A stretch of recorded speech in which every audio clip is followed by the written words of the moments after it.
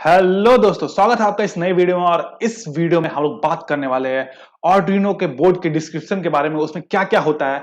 और ये आर्डिनो के सीरीज का सेकंड वीडियो है। अगर आपने इससे पहले का वीडियो नहीं दिखा है तो आपको आई बटन में दिख रहा होगा, आप वहां से जाके वो वीडियो देख सकते हैं। उस वीडियो में हम लोग ने बात किया था आर्डिनो क्या होता है, आर्डिनो के कितने टाइप्स होते हैं, आर्डिनो के एप्लीकेशन क्या होते हैं, क्या क्या हम लोग आर्डिनो से कर सकते हैं, और आर्डिनो को सीखने के लिए हम लोग को क्या क्या रिक्वायर्ड होता है, और कोर्स और आर्डिनो का कोर्स स्ट्रक्चर भी हम लोग ने देखा था उस वीडियो में। और इस वीडियो में हम लोग देखने वाले हैं आर्डिनो के बोर्ड का डिस्क्रिप्शन के बारे में। हो सकता है आपको यहाँ पे जो फोटो दिख रहा है उसमें बहुत ज्यादा कॉम्प्लेक्स दिख रहा होगा, आपको डर लग रहा होगा, लेकिन डरने की कोई जरूरत नहीं है। मैं आपको बता दूं, इसका मैं सिंपलेस्ट करके पढ़ाऊंगा, मतलब कि मैं एक एक पार्ट करके आर्डिनो का पढ़ाऊंगा। और उससे भी इंटरेस्टिंग बात आपको बता दूं, यहाँ पे ऐसा बहुत कुछ है जो नहीं लिखा हुआ है, तो मैं वो ही पढ़ाने वाला हूं और वो भी डिटेल में पढ़ाऊंगा। तो let's begin. I am Mohammad Iqbal and you are watching tech Iqbal. Work so hard, sometimes forgetting about our hearts. What are we chasing for? I know the world is tough, but all we need to show is love. Everything will be fine. तो video को start करते हैं, लेकिन अगर आपने subscribe करके notification icon on नहीं किया तो जल्दी से जल्दी कर ले, ताकि नेक्स्ट वीडियो मिस ना हो आर्डिनो सीरीज का। ठीक है, तो स्टार्ट करते हैं। यहाँ पे आपको दिख रहा होगा आर्डिनो बोर्ड में बहुत सारा कुछ होता है, लेकिन हम लोग सबसे पहले इसका फीचर्स देखते हैं। Features of Arduino UNO. ठीक है, देखते हैं इसमें क्या क्या होता है। तो इसमें माइक्रो कंट्रोलर होता है, वो एटमेगा 328p होता है। यहाँ पे देख सकते हैं, आपको यहाँ पे दिख रहा होगा एटमेगा 328p होता है, जिसमें पी जो होता है वो पिको पावर होता है। मैंने आपको बोला था पिछले वीडियो में कि मैं नेक्स्ट वीडियो में बताऊंगा। तो यहाँ पे पी जो होता है वो पिको पावर होता है। और ये कितना बिट का होता है, तो ये 8 बिट का होता है। तो आर्डिनो जो ऑपरेट होता है वो 5 वोल्ट में ऑपरेट होता है। ठीक है, इनपुट वोल्टेज रिकमेंडेड होता है कि 7 से आप 12 वोल्ट तक दे, मतलब कि 7 से 12 वोल्ट तक देंगे आप, तो आर्डिनो में रेक्टिफायर लगा होता है, वो उसको 5 वोल्ट में कन्वर्ट कर देता है। ठीक है, तो यहां पे रिकमेंडेड होता है 7 से 12 वोल्ट तक आप दे। और यहां पे इनपुट वोल्टेज लिमिट जो होता है वो 6 टू 20 वोल्ट होता है, मतलब कि 6 टू 20 वोल्ट आप दे सकते हैं, कुछ नहीं होगा। लेकिन अगर आप उससे ज्यादा देंगे तो आपका आर्डिनो जो है वो खराब हो सकता है। उसके बाद देखेंगे आप, तो यहां पे देखिए, देख सकते हैं डिजिटल इनपुट आउटपुट पिन जो होता है वो 14 पिन होता है। ठीक है, डिजिटल इनपुट आउटपुट पिन वो 14 होता है, जिसमें से 6 जो है पीडब्ल्यूएम पिन होता है। पीडब्ल्यूएम पिन क्या होता है, कैसे काम करता है, ये सब हम लोग आगे पढ़ेंगे, अभी मैं आपको बॉम्बार्ड नहीं करना चाह रहा हूं। ठीक है, और यहां पे आप देखेंगे तो यहां पे +6 लिखा है। मैंने +6 क्यों लिखा है, क्योंकि यहां पे आर्डिनो में जो है वो एनालॉग इनपुट पिन होता है वो 6 होता है। ठीक है, एनालॉग इनपुट पिन जो होता है वो 6 पिन होता है, और वो 6 पिन को हम लोग डिजिटल पिन के तरह भी यूज कर सकते हैं। कैसे यूज करते हैं वो सब हम लोग आगे देखेंगे, आप बस जानिए कि अभी होता क्या क्या है। मैं आपको बॉम्बार्ड नहीं करना चाह रहा हूं, मैं आपको इजीली लेके चल रहा हूं धीरे धीरे, उसके बाद मैं धीरे धीरे एडवांस में भी जाऊंगा। ठीक है, और यहां पे गौर करने वाली बात यह है कि डिजिटल पिन जो होता है यहाँ पे इनपुट और आउटपुट दोनों के लिए यूज होता है, लेकिन एनालॉग पिन जो यहाँ पे वो सिर्फ और सिर्फ इनपुट के लिए यूज होता है। तो इसमें कंफ्यूज नहीं करना, आपको ये बात का ध्यान रखना है। ठीक है, और यहाँ पे डीसी करंट पर इनपुट आउटपुट पिन जो होता है वो 40 मिली एम्पियर होता है। ठीक है, और यहाँ पे DC current for 3.3 volt pin जो होता है वो 50 मिली एम्पियर होता है। देख सकते हैं यहाँ पे 3.3 वोल्ट का आपको दिख रहा होगा, ये वाला पिन 3.3 वोल्ट का यहाँ पे दिख रहा होगा आपको पिन। तो ये जो होता है उसमें हम लोग का यहाँ पे 50 मिली एम्पियर होता है। उसके बाद आप देखेंगे आर्डिनो का कौन मेमोरी होता है। तो आर्डिनो में 3 टाइप का मेमोरी होता है, एक होता है फ्लैश मेमोरी, एक होता है एस रैम, और एक होता है ईईप्रोम। तो यहाँ पे जो फ्लैश मेमोरी होता है वो 32 केबी का होता है। यहाँ पे एटमेगा 328p लिखा हुआ है, क्योंकि जो मेन अभी जितने भी फीचर्स मैंने बात किया है वो मेनली जो है वो माइक्रो कंट्रोलर का ही होता है। तो माइक्रो कंट्रोलर जो होता है वो मेन पार्ट होता है, और बाकी सब जो लगा हुआ रहता है वो उसी माइक्रो कंट्रोलर के लिए लगा हुआ रहता है। मतलब अगर माइक्रो कंट्रोलर नहीं होगा तो आर्डिनो को कोई काम नहीं।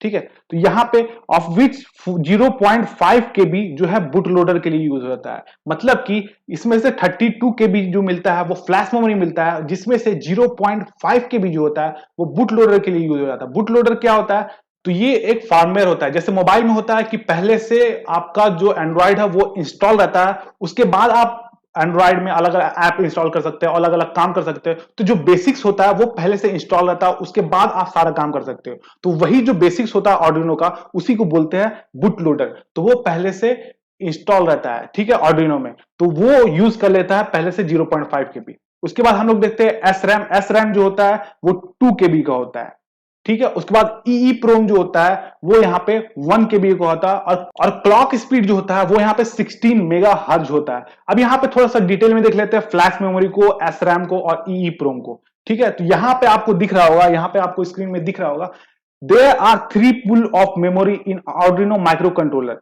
Used in AVR based Arduino board, ठीक है। यहाँ पे फ्लैश मेमोरी जो होता है वो प्रोग्राम का स्पेस, मतलब जो भी आप स्केच अपलोड करेंगे वो फ्लैश मेमोरी में जाके स्टोर होगा, ठीक है। यहाँ पे आपको दिख रहा होगा।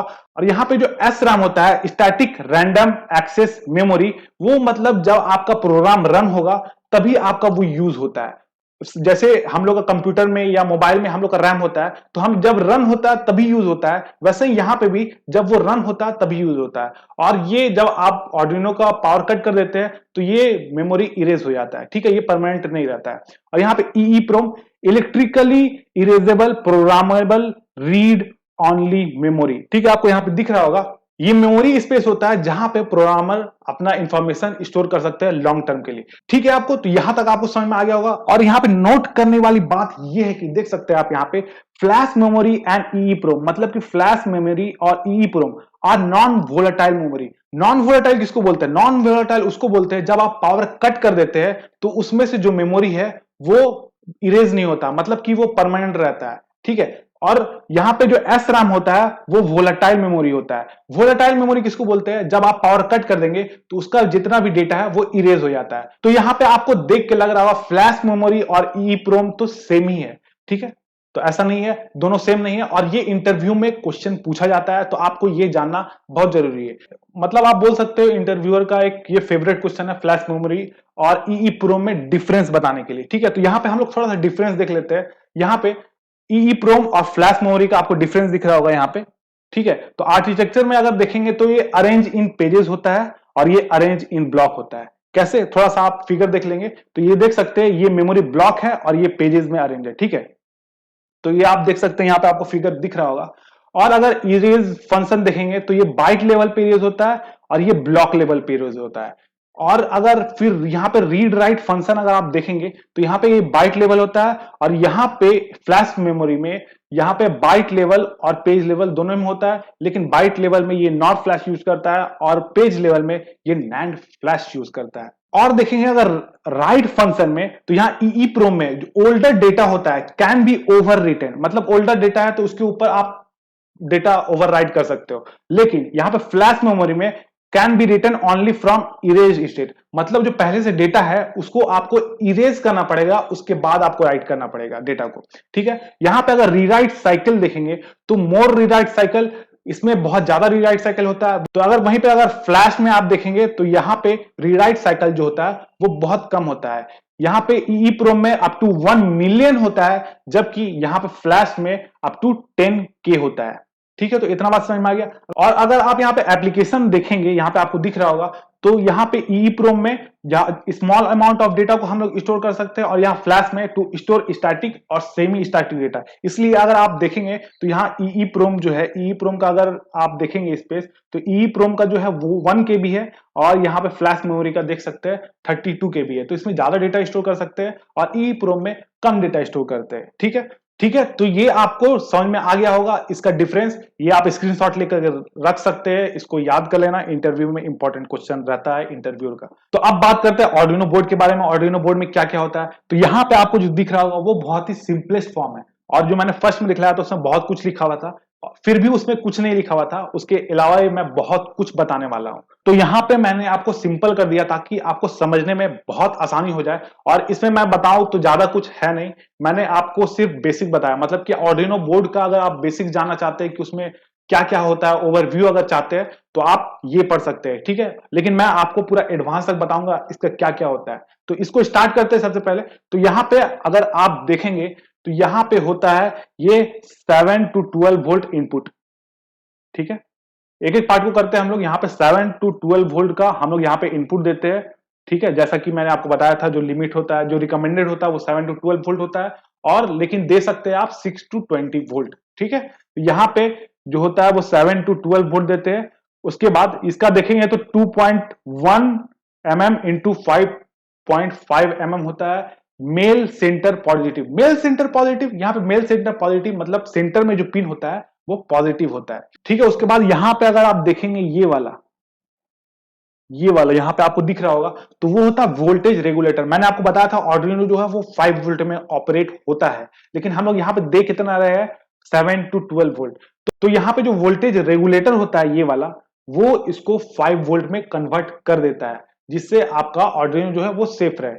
उसके बाद देखते हैं, यहाँ पे आपको दिख रहा होगा, यहाँ पे ये वाला जो ब्लैक कलर का है यहाँ पे है, ये ATmega 16U2 micro controller, IC USB controller. मतलब कि ये एटमेगा 16U2 माइक्रो कंट्रोलर, आपको याद रखना है आर्डिनो में 2 माइक्रो कंट्रोलर होता है, एक एटमेगा 328P, ये जो ब्लैक कलर का दिख रहा है ये बड़ा जैसा, वो होता है एटमेगा 328P, और दूसरा माइक्रो कंट्रोलर होता है एटमेगा 16U2। ठीक है, तो आर्डिनो में 2 माइक्रो कंट्रोलर होता है। एक ये होता है जो एटमेगा 328P जो माइक्रो कंट्रोलर होता है वो मेन माइक्रो कंट्रोलर होता है, लेकिन यहाँ पे जो एटमेगा 16U2 है वो किस लिए यूज होता है, तो एक सिंपल एग्जांपल से लेकर समझते हैं। मान लीजिए आपको सिर्फ हिंदी लैंग्वेज आता है, ठीक है, और एक और आदमी है उसको सिर्फ इंग्लिश लैंग्वेज आता है, और हमको आता है हिंदी इंग्लिश दोनों लैंग्वेज। तो आप वो जो थर्ड पर्सन है उससे डायरेक्ट बात नहीं कर सकते, क्योंकि आपको सिर्फ हिंदी आता है, उसको सिर्फ इंग्लिश आता है। तो आपको एक और पर्सन चाहिए जिसको हिंदी इंग्लिश दोनों आता है, मतलब कि हिंदी इंग्लिश दोनों आता है हमको। तो आप अगर उससे कन्वर्सेशन करना चाहते हैं तो आप जो हिंदी बोलेंगे मैं उसको इंग्लिश में ट्रांसलेट करूंगा और उसको बताऊंगा, और वो जो इंग्लिश बोलेगा मैं उसको हिंदी में ट्रांसलेट करूंगा, वो आपको बताऊंगा। तो इससे आप दोनों के बीच में जो कन्वर्सेशन है वो स्टैब्लिश हो जाएगा। तो यहां भी एटमेगा 16U2 का यही काम है। तो हम लोग जो प्रोग्राम लिखते हैं वो माइक्रो कंट्रोलर समझ में नहीं आता है, तो ये इसको मशीन लैंग्वेज में कन्वर्ट करता है जो माइक्रो कंट्रोलर को समझ में आए, एटमेगा 328P को जो समझ में आ जाए उस लैंग्वेज में कन्वर्ट कर देता है जो हम लोग प्रोग्राम लिखते हैं। ठीक है, एटमेगा 16U2 का यही काम होता है, वो हम लोग का बात को एटमेगा 328P जो मेन माइक्रो कंट्रोलर है उसको समझाता है। ठीक है, सिंपल सा बात है, आप समझ गए होंगे। ठीक है, तो इतना बात आपको समझ में आएगा। उसके बाद यहाँ पे देखेंगे ये जो सिल्वर कलर का है इतना बड़ा सा, यहाँ पे ये वाला, ये देखेंगे ये होता है यूएसबी पोर्ट। यहाँ पे हम लोग जो कॉर्ड होता है उसको कनेक्ट करते हैं अपने लैपटॉप से और प्रोग्राम को अपलोड करते हैं इसी पोर्ट से। ठीक है, इसी पोर्ट से हम लोग प्रोग्राम को अपलोड करते हैं। उसके बाद यहाँ पे आप देखेंगे ये रीसेट बटन होता है। ठीक है, रीसेट बटन बहुत लोगों को लगता है कि जो प्रोग्राम हम लोग अपलोड किए है उसको ये इरेज कर देता है। ये प्रोग्राम को इरेज नहीं करता है, ये प्रोग्राम को री इनिशियलाइज करता है। मतलब जो प्रोग्राम होता है वो फिर से शुरू होता है, ये प्रोग्राम को मिटाता नहीं है। तो रीसेट बटन का यही काम होता है। उसके बाद अगर आप देखेंगे यहाँ पे, तो ये आपको यहाँ पे 6 पिन दिख रहा है, 6 पिन ICSP, यहाँ पे आपको दिख रहा होगा सब कुछ। यहाँ पे ICSP क्या होता है, इन सर्किट सीरियल प्रोग्रामिंग। मतलब कि ये जो ICSP होता है, यहाँ पे देख सकते हैं आप 2 ICSP होता है, एक यहाँ पे दिख रहा होगा और एक नीचे आप देख सकते हैं एक यहाँ पे ICSP है। ठीक है, तो ये किस काम के लिए आता है, तो ये जो ICSP है वो एटमेगा 16U2 के लिए होता है, और ये जो ICSP है वो माइक्रो कंट्रोलर एटमेगा 328P के लिए होता है। ये क्या करता है, फॉर एग्जाम्पल मैंने आपको बताया था बूट लोडर जो फर्मवेयर होता है उसको हम लोग अपलोड करते हैं पहले से, तो आर्डिनो में जो होता है वो पहले से ही अपलोड होता है। लेकिन अगर आप आर्डिनो का जो माइक्रो कंट्रोलर वो चेंज करेंगे तो आपको फिर से जो बूट लोडर है उसको अपलोड करना पड़ेगा। तो वो बूट लोडर अपलोड करने के लिए, बूट लोडर बंद करने के लिए आपको ये जो पिंस होता है, ICSP का जो पिन होता है उसको कनेक्ट करना पड़ता है। ठीक है, तो ये जो ICSP पिन होता है उससे आप बूट लोडर बंद कर सकते हैं। ठीक है, तो इसी के लिए होता है ये दोनों ICSP पिन। ठीक है, तो इतना बात आपको समझ में आ गया। उसके बाद आप यहां पे देखेंगे तो यहां पे होता है 16 मेगाहर्ट्ज का क्रिस्टल ऑक्सीलेटर, ये देख सकते हैं आपको यहाँ पे दिख रहा होगा, ये है 16 मेगाहर्ट्ज का क्रिस्टल ऑक्सीलेटर। 16 मेगाहर्ट्ज का क्रिस्टल ऑक्सीलेटर एक तो यहां होता है और दूसरा यहां पे होता है, यहां पे आपको दिख रहा होगा जस्ट बगल में एटमेगा 328P के यहां पे होता है 16 मेगाहर्ट्ज सिरेमिक रेजोनेटर। ये क्या होता है, ये भी क्रिस्टल ऑक्सीलेटर ही होता है, बस थोड़ा सा डिफरेंस होता है। डिफरेंस क्या होता है वो सब हम लोग पढ़ेंगे, मैं आपको बॉम्बार्ड नहीं करना चाह रहा हूं अभी, ठीक है। मैं आपको सिर्फ अभी बेसिक्स बता रहा हूं। तो ये जो क्रिस्टल ऑक्सीलेटर होता है वो क्लॉक पल्सेस को जनरेट करता है। तो क्लॉक पल्सेस को जनरेट क्यों करता है? फॉर एग्जाम्पल मान लीजिए हम लोग को कोई काम करना होता है, तो हम लोग वॉच देखते हैं, हम लोग को इतना टाइम पे ये काम करना है, इतना टाइम पे ये काम करना है, 5 बजे ये करना है, 6 बजे ये करना है, ठीक है। लेकिन जो सर्किट ऑपरेट होता है उसको कैसे पता होगा कब कौन सा काम करना है? तो ये जो होता है वो क्लॉक पल्सेस को जनरेट करता है। वही क्लॉक पल्सेस मान सकते हैं आप एक वॉच होता है पूरा सर्किट के लिए, पूरा माइक्रो कंट्रोलर के लिए, कि कब कौन सा ऑपरेशन हम लोग को ऑपरेट करना है। तो इसी के लिए हम लोग यूज करते हैं क्रिस्टल ऑसिलेटर, ठीक है। ये वर्क कैसे करता है और दोनों में डिफरेंस क्या है, ये सब हम लोग पढ़ेंगे आगे के वीडियो में। अभी मैं आपको सिर्फ बेसिक्स बता रहा हूं, ठीक है। तो आपको ये बात समझ में आ गया कि क्लॉक पल्सेस क्यों जनरेट करता है। और बहुत लोगों को लगता है कि ये जो 16 मेगाहर्ट्ज का क्रिस्टल ऑसिलेटर है, ये जो ऊपर वाला दिख रहा है आपको, ये जो ऊपर वाला दिख रहा है आपको क्रिस्टल ऑसिलेटर, 16 मेगाहर्ट्ज का क्रिस्टल ऑसिलेटर जो होता है वो एट मेगा 328p के लिए होता है। लेकिन ऐसा बिल्कुल नहीं होता है, ये एट मेगा 16u2 के लिए होता है। ये जो ऊपर वाला क्रिस्टल ऑक्सीलेटर है वो एट मेगा 16u2 के लिए होता है। और यहां पे जो देख रहे हैं 16 मेगा हर्ट्ज का सिरेमिक रेजोनेटर जो एट मेगा 328p के बगल में है, वो होता है एट मेगा 328p के लिए। और बहुत लोगों को ये भी नहीं पता होता है इस पे 2 क्रिस्टल ऑक्सीलेटर होता है ऑन बोर्ड।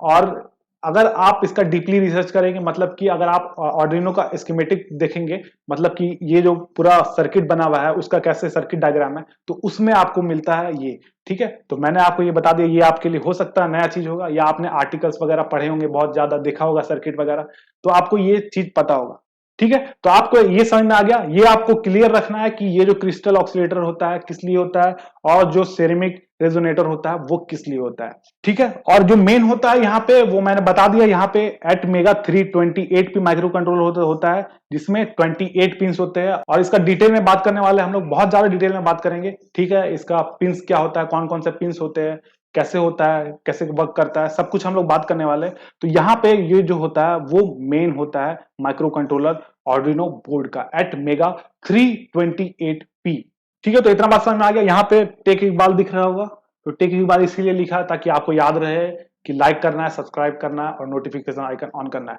ठीक है। तो चलिए आगे चलते हैं। उसके बाद अगर आप देखेंगे तो यहाँ पे दिख रहा होगा एनालॉग पिन, ठीक है। आप यहाँ पे देख सकते हैं, यहाँ पे दिख रहा होगा आपको एनालॉग पिन, ठीक है। तो यहाँ पे A0 से A5 तक 6 एनालॉग पिन होता है, जिसको मैं आपको बता रहा था, इसको डिजिटल पिन की तरह भी यूज कर सकते हैं, ठीक है। और यहाँ पे अगर आप देखेंगे तो यहाँ पे डिजिटल पिन होता है 0 से लेकर के 13 तक, 14 होता है डिजिटल पिन, ठीक है। डिजिटल इनपुट आउटपुट पिन जो यहाँ पे होता है वो 14 होता है, ठीक है। जिसमें से जो 0 होता है वो RxD होता है, मतलब रिसीवर के लिए यूज होता है, और TX होता है वो ट्रांसमीटर के लिए यूज होता है। आप जब मॉड्यूल यूज करेंगे ब्लूटूथ मॉड्यूल, तब इसका यूज देखेंगे, ठीक है।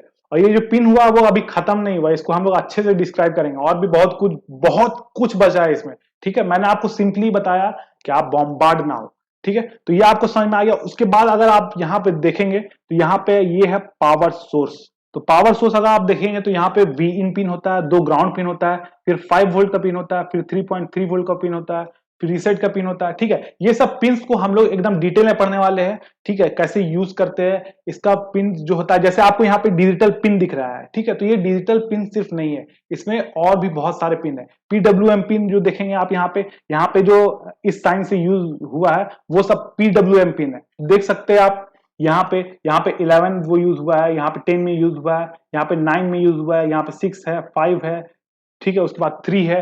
तो ये सब पिन का क्या यूज होता है, कैसे यूज करते हैं, इस सबको हम लोग को डिटेल में देखना पड़ेगा, क्योंकि अगर डिटेल में नहीं देखेंगे तो फिर इसका यूज कैसे कर पाएंगे। तो इस वीडियो में मैंने आपको सिर्फ ओवरव्यू बताया, मतलब कि मैं एक कोई भी फॉर एग्जांपल क्रिस्टल ऑक्सीलेटर को मैं पूरा डिटेल में नहीं ले गया, मैंने ओवरव्यू बता दिया ये क्या होता है, ठीक है, क्यों होता है, बस ओवरव्यू बता दिया, ताकि आपका एक माइंड में रहे, जब आप डिटेल में इसका जाएंगे तो एक माइंड में रहे कि अच्छा वो भी कंपोनेंट है वहां पे, वो भी कंपोनेंट है वहां पे, तो इसके लिए ये होगा, तो आपको समझने में ज्यादा आसानी होगा और एक साथ आप बॉम्बार्ड नहीं होंगे, ठीक है। तो ये इसीलिए मैंने आपको आर्डिनो बोर्ड का ओवरव्यू बता दिया पूरा अच्छे से।